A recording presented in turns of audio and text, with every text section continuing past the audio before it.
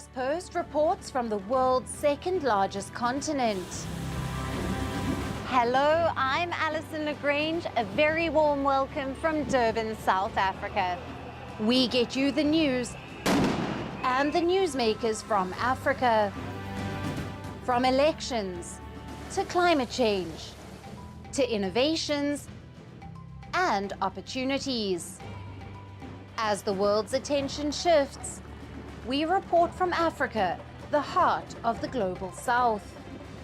Join me every weekday live on Firstpost.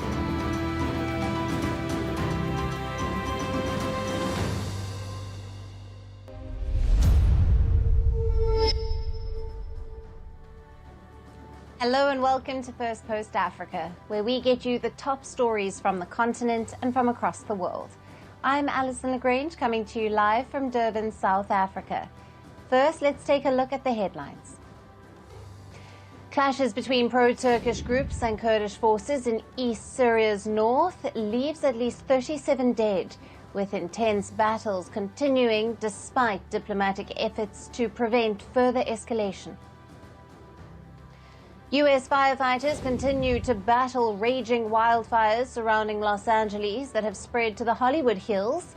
At least 5 killed in the fires. Over 100,000 people have been evacuated. A stampede at a southern Indian Tirupati temple leaves at least 6 devotees dead and many injured as thousands gathered to secure tickets for a sacred event. Once a part of the Soviet Union, Armenia takes a step to join the European Union. This as their government approves a bill that calls for the country to join the bloc in a move that could anger Russia. And at least 8 soldiers and 34 Boko Haram and Islamic State terrorists killed in a clash in Nigeria's northeastern Borno state, the center of Islamic insurgency in the West African nation.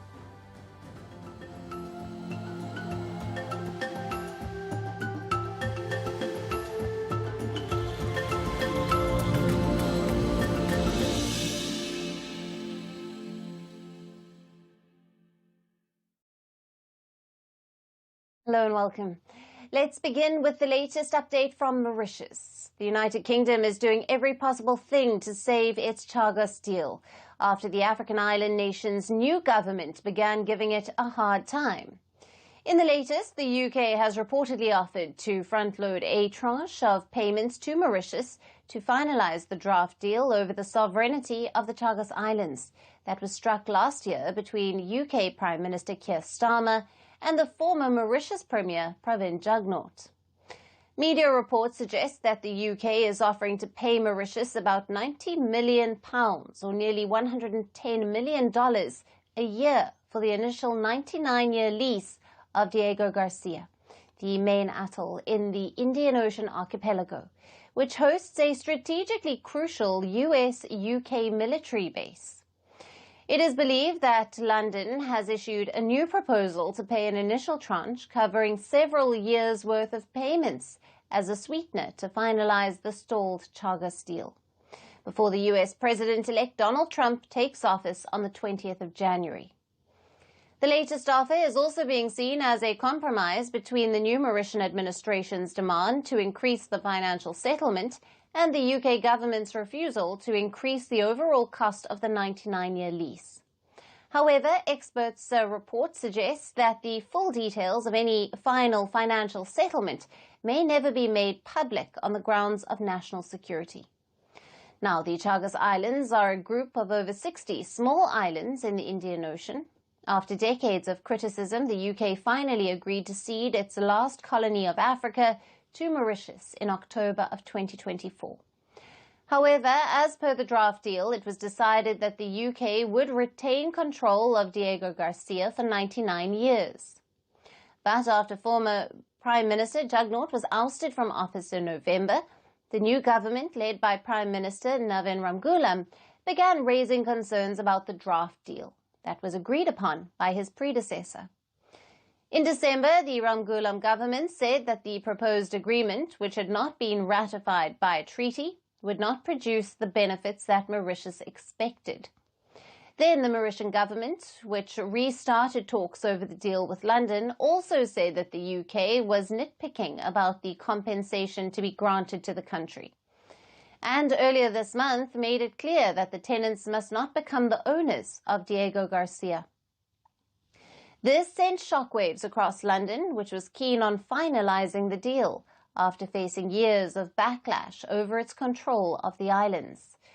Now, the UK's Keir Starmer saw the Chagos deal in October as a win for both sides, as it was giving away its last African colony to Mauritius in return for retaining its control over the Diego Garcia military base, which had been built after forcibly removing the Chagos Islanders. But the scrutiny and the renegotiations from the new Mauritian government have created panic for officials at 10 Downing Street and the White House, who were hopeful that the deal would be finalized before Donald Trump assumes office on the 20th of January. Now, reports suggest that Trump might quash the whole deal. He fears it's a threat to national security and might allow China to set up a rival base in the region. Now, the UK is still reportedly hopeful that after its latest offer to pay the Mauritian government up front, both the countries might agree on the terms of the deal ahead of Trump's inauguration. But the Mauritian government has not yet commented on the offer. Will Port Louis accept the offer and finalise the deal with London? Or will it hold out the deal until Trump assumes office? Now, for more on this, we have with us Musa Mdunge, an international affairs expert who is joining us live from Dundee in the UK. Thank you for being with us. Thank you so much for having me. Now, Musa, what are the key implications of the UK front-loading a tranche of payments to Mauritius in this deal? And how might it influence the finalization of the sovereignty agreement over the Chagos Islands? Thank you for that question. Well, this particular move by, the UK government under Keir Starmer certainly will bring forth a deeper motivation for Mauritius to finalize this particular deal because of the kind of financial incentive, rather than receiving the 90 million pounds per year, they're going to get a couple of these payments front loaded in advance. And this will then allow the Mauritian government to be able to use that money to support, long-standing government programs. We know that over the past, 5 to 10 years, the economy has struggled. The government finances have really not looked good.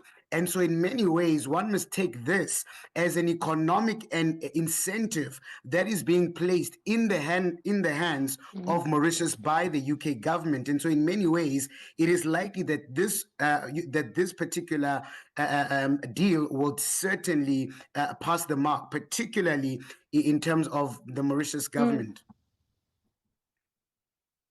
Yeah. And how does this financial offer align with the geopolitical interests of the UK and Mauritius, particularly in the context of international legal rulings and the regional dynamics? Well, certainly, what is at the center of this is the issue of territorial sovereignty and issues of self-determination, which there are long-standing debates in terms of public international law discourse.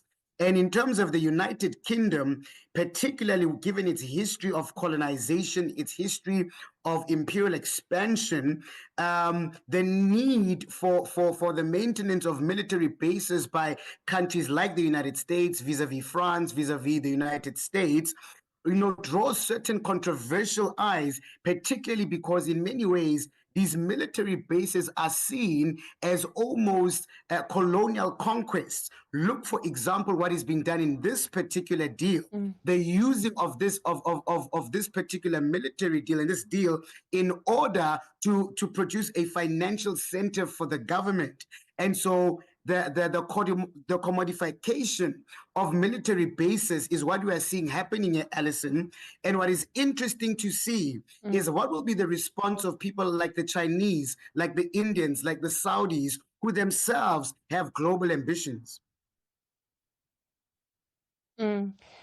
And on that, what challenges or criticisms could arise from this approach, both domestically for the UK and then internationally, in terms of setting precedents for similar, like, territorial disputes? Well, certainly, this does perhaps set an interesting precedence in international law, especially, Alison, when you consider a continent like Africa, where there is, yes, a presence of foreign military powers, but in terms of foreign bases, barring Djibouti, which is known to have quite a couple of military bases from the Chinese all the way to the Americans, what we'll see this do is perhaps create a larger incentive, especially by poor countries, in order to sell off strategic locations in order to receive, the kind of payback that such a deal will produce for Mauritius. So in terms of that, this could really set off a change in the way military bases are used as forms of economic diplomacy now. Yeah.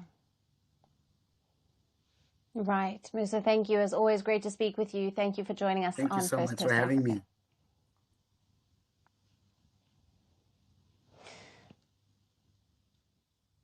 For our next story, let's shift our focus from East Africa to the central part of the continent. In the Central African country of Chad, there has been a deadly assault on the presidential complex. Several gunmen attempted to storm the head of state's residence in the capital of N'Djamena. Now, this attack came just hours after China's top diplomat had met with Chad's president in the presidential palace. Authorities have said that at least 18 attackers and 1 security personnel were killed after members of an alleged 24-strong command unit tried to overrun the presidential complex. What happened was an attack by 25 assailants, 24 to be precise, a sort of group of bandits who arrived armed with machetes and knives. They descended violently, stabbing the 4 guards who were present. 1 guard was killed, 2 others were seriously injured, and 1 sustained a lesser injury, though his life is not in danger. After that, they managed to penetrate a short distance inside the presidency, and one of the guards began firing, alerting the other guards stationed nearby. Reports suggest that the armed unit opened fire inside the president's complex on Wednesday evening, and all roads leading up to the complex were blocked with tanks visible on the streets. Now, Chad's president, Mohamed Idris Deby Itno, was also reportedly inside the complex at the time of the attack. The situation was later brought under control, with the government saying that the attempt to destabilize Chad had been fully eradicated. The government also assured the people that there was no security threat weighing on the country and that it would annihilate those who question the integrity of Chad. Now, according to media reports, the attackers were considered to be members of the Boko Haram terrorist group that is known for its mass kidnappings, killings, and human rights abuses, and has wreaked havoc in the Lake Chad region of the country. But the government said that they were probably not terrorists and were just a band of intoxicated men wielding knives and machetes. Personally, I don't find it credible that this was a terrorist act, as I was at the scene. However, the public prosecutor will provide clarification on the matter. In reality, they're a group of amateurs. They had no weapons of war. Their attempt was disorganized and completely incomprehensible. Now, the attack on the presidential complex coincided with the official visit by China's Foreign Minister Wang Yi, who was at the presidential complex just hours before the attack occurred. Wang Yi is on an Africa tour this week to advance Beijing's already sizable influence across the resource-rich continent as the West's influence wavers. You have arrived at a time when Chad has decided to free itself from the tutelage of foreign forces on its territory and to turn resolutely towards development. Who better than China to be an effective development partner? Interestingly, the assault has occurred about a week after Chad held its parliamentary elections.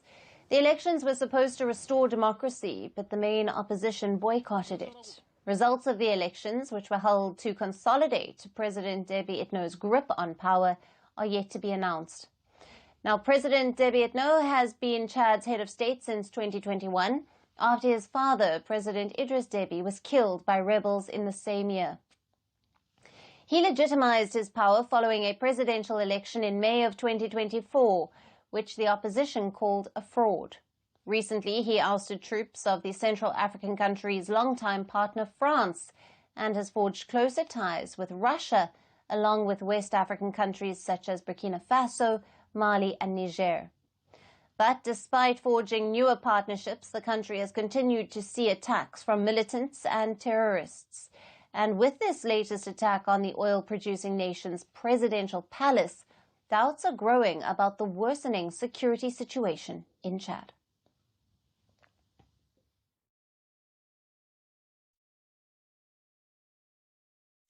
And moving on to Mozambique, opposition leader Venancio Mondlane has returned to the country after months of self-imposed exile. Mondlane returns to a tense and chaotic atmosphere in the southern African nation over the disputed October presidential results. He has denounced the results, which put his rival, Daniel Chapo of the Frelimo party, as the presidential winner.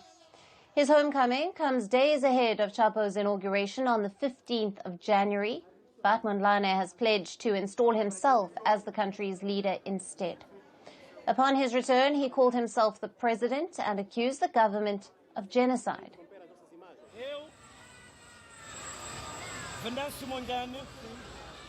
I, Venancio Mondlane, president elected by the Mozambican people, not by the Constitutional Council, not by the CNS, but elected by the genuine will of the people. I swear on my honor that I have served the Mozambican homeland and the Mozambicans. I realized that the regime opted for a strategy of creating a kind of silent genocide. People are being kidnapped from their homes. People are being extrajudicially executed in the woods. Mass graves with supposed supporters of Venancio Mondlane are now being discovered. Mondlane could face arrest for inciting weeks of protests that have crippled the nation. While such statements could land him in trouble, Mondlane also extended an offer of peace. He says he is ready to take part in the negotiations over the disputed polls. I am here to break this narrative that I am voluntarily absent from dialogue initiatives. So I'm here in the flesh to say that if you want to negotiate, if you want to talk to me, you want to come to the conversation table, I'm here. Mondlane was welcomed by large crowds in the capital of Maputo. Hundreds of chanting supporters, some blowing whistles, headed there to see him. Security forces had restricted access to the airport where he landed. In some areas, gunshots were also heard, while clashes repeatedly broke out between security forces and his supporters. Mondlane's homecoming is giving many Mozambicans hope, who have been rallying against the incumbent party and want him as their leader. With his arrival is a hope that opens for us, is more of a shine as we all are in the darkness. With his arrival is a bit of relief. We will see what's going to happen. He comes to light the flame that was already extinguished in us. Yes, I will receive him. We are looking forward to receiving our Father of the Nation. We are waiting for the Father of the Nation. He is the Moses who comes to rescue the people from slavery. These supporters for weeks have been rallying against the election results on Mondlane's calls. The waves of violence have left around 300 people dead since the October polls.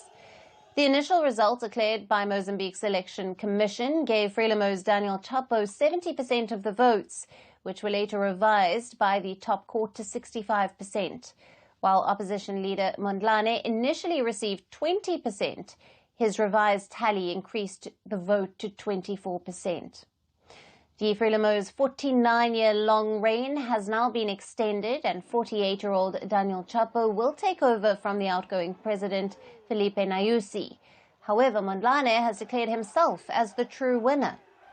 The 50-year-old former radio presenter is popular among the youth and has utilized his social media presence to mobilize the masses. He had earlier rejected any negotiations over the election result and had called for more protests in the nation. Now, weeks of violence have caused major losses to Mozambique's economy. More than 12,000 Mozambicans have lost their jobs due to the closure of companies. Many industries have been looted and vandalized, and several international firms have shut their operations in the African nation.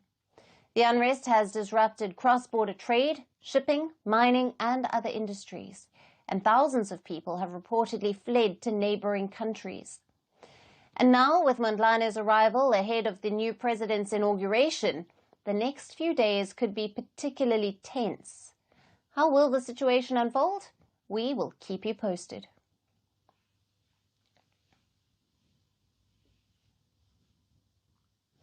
Our last story today is from neighboring South Africa. The legacy of Nelson Mandela, the first president of democratic South Africa, faces a major dent after his grandson was arrested for hijacking. On Wednesday, Johannesburg police traced a hijacked car after receiving a tip-off call.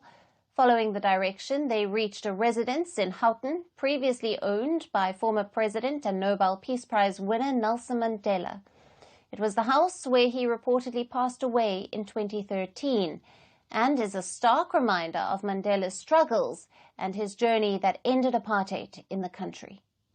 But now it seems like the house has turned into a criminal ground. Johannesburg police have recovered an unlicensed firearm, stolen goods and the hijacked vehicle from the residence.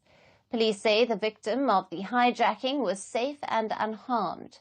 He was dropped off at a different location after being held at gunpoint by the hijackers. Police have arrested 5 people linked to hijacking, 4 men and 1 woman. One of them is Mandela's grandchild and the others are believed to be his friends. The suspects are expected to appear in court soon.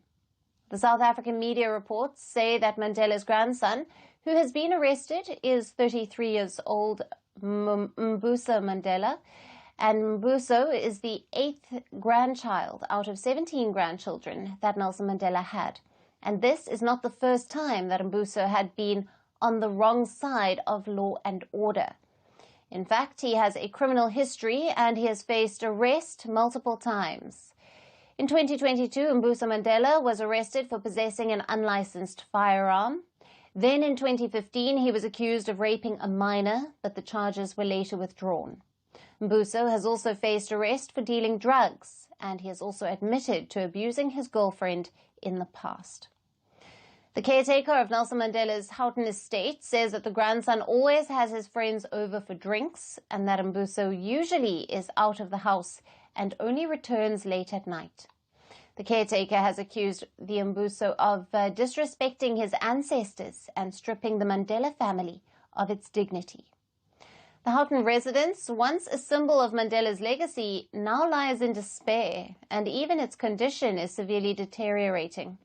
Meanwhile, Mbuso Mandela has publicly accused Nelson Mandela Trust of colluding against him and the family failing to act in their best interests. But while Mbuso Mandela engages in disputes regarding the house, his deeds are not helping and are only tarnishing the revered image associated with his name. And that's it on the show for today. We will see you again tomorrow at the same time. Thank you for watching and goodbye.